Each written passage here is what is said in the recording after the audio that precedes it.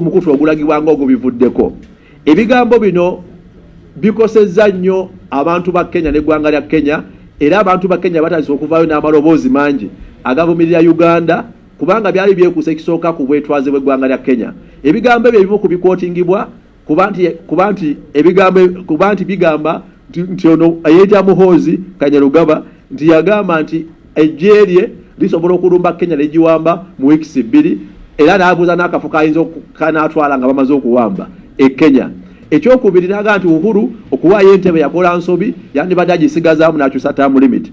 Ekyokusatu n'avaayo eggye aliyita erirye sijje ery'eggwanga. Twagala okubuuza alinayo ka militia group kayina oba ategeeza Uganda People Defence Forces eggye ly'eggwanga. Ekyokusatu era ne ku nsonga za Ukraine yavaayo n'awagira obulumbaganyi ku Ukraine ng'ate ng'ensi Uganda ya demokrasia twimiramu n'amawanga kunfuga agatambula kunfuga ya demokrasia. Ne mu kulonda akalulu ku UN Uganda yemu ku nsi ezabusendinga ne bakuba twali tugamba yalina n'okulonda okuwagira obwetwaze bwa Ukraine. N'atirisa mu kuswala okutinikwe yakola teyalonda atirisi yasirikira ddala. Kati ono yeeta Muhoozi Kanyarugaba mu tweets ze abijjawa. Twagala okuvumirira ebigambo webiti ebyogerwa gye no Muhoozi Kanyarugaba ku Twitter. Ekisooka byanjwanjwa tebirimu kufaayo na kufumiitiriza kisobola kuvaamu. Eggwanga Uganda lina eggye ly'eggwanga lye bayita UPDF. Eggye UPDF osoma ssemateeka wapfa w'eggwanga n'omusomera wamu n'etteeka erya UPDF Act ligamba eggye liba lya ggwanga ly'abantu ba Uganda. Si lya muntu sekinnoomu, si lya abasirikale b'ofiisi abalimu, si lya muntu yenna newabanga alina ekifo mu ggye eryo, wabula eriba ggye lya ggwanga era lina kukola okusinza ku mateeka amalambulukufu. Eggye ono Muhoozi yayogerako lyeriruwa ffe tutamanyi mu ssemateeka.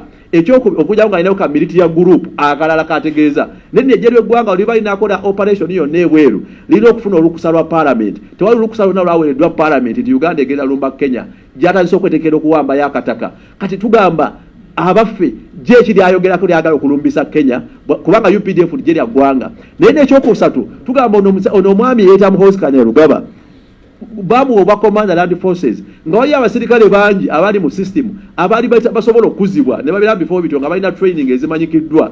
Naye ono tetumanyi gye yasomera tabanga wa P2 ng'ate bamu oba Commander Land Forces nga bafunya uniform era nga bemulaba bano be bakwata ku nguudo ne bagamba nti bayambadde bwambazi byambalo. Kati yasoma ki era yatuuka wa kubanga eggye tumanyi UPDF n'amateeka galifuga gye lya mpisa era abasirikale okubanga butendeke balina okulaga obugunjufu mu bikolwa byabwe ate beegenzeza ebigambo bye boogera obutakosa byakwerinda. Ono ayogera bw'ati abaatamidde aba yeerabidde tabitegera butegeezi jasi kyegyo kyawaka oba azanyira kubanga ebigambo bino bikosa obwokwerira bw'eggwanga Uganda. Bwe twogerera bannakenya batandise okuvaayo bwe banatandika okulumba ebyamaguzi ebijja mu Uganda bwe banaasiba amakubo mu bitya kubanga ensalosalo ze tukozesa ebigambo bino bikosa enkolagana yaffe n'amawanga agatwetoolodde. Kyakusatu tugamba lwaki abasirikale bonna abaliyo ddala ono yali asaanidde bw'abanga yeeyisa munneeyisa bweti. Twagala ekitongole ky'amagye UPDF komanda waayo n'obwogezi wegye bavayo bunnambiro batukakase oba beegaane ebigambo bino ebyafulumizibwa Commander wa Land Forces. Twagala batereze ekifaananyi ky'eggye n'ebigendererwa by'eggye. Ministry eya Foreign Affairs, ministry yaffe y'amawanga amalala gy'eggye odonka gyanga bamulonda talabikangako mu parliament ajja ne ku ministry taliyo ne mu Uganda buli omu tamanyi wa kumusanga kate nga yavunaanyizibwa okusupervisinga ministry ya Foreign Affairs. Twagala ministry eveeyo bunnambiro etangaaze ekirala ng'ekifaananyi ky'eggwanga Uganda n'emiriraano kubanga tulina bannansi baffe bangi abali eyo bwe banaabalumbagana olw'ebigambo bwe biti nga balabanga be basindise mu advance team okulumba. Kyabulabe nnyo buli oyogera ebigambo eby'ensimattu ebisobola okukosa obwetwaze bw'amawanga. Buli nsi n'enkolagana yaffe mu East African Community ng'omukago ne mu African Union tukakatako kubanga respecting ensalosalo ez'amawanga. Swala ebigambo bino babikiriyalinge bunnambiro n'okubyewalira ddala ate n'eggye litugambe birikozeewo ki okulaba nga liteeka ng'ono ofiisa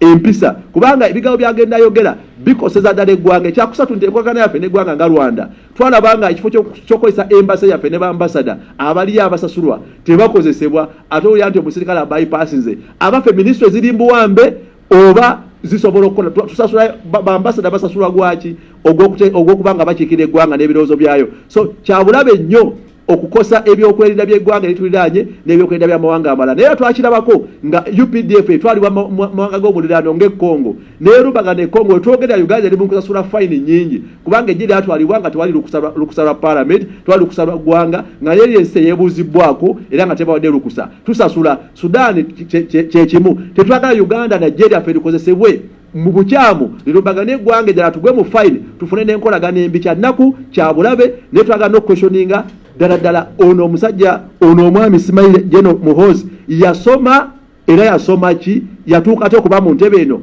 gyakoleddemu ebigambo by'ekito ebiteeka ebyokwerinda by'eggwanga ebiteeka ebyenkolagana y'eggwanga Uganda n'amawanga amalala mu kaseera akakatyabaga. Ne twagala okutegeeza abantu ba Kenya nga mmaliriza nti ffe ng'abantu ba Uganda tuli wamu namwe abantu ba Kenya. Naffe no wetwogerera wawo drone ezirumba abantu ne zibawamba tubanoonya bunoonya.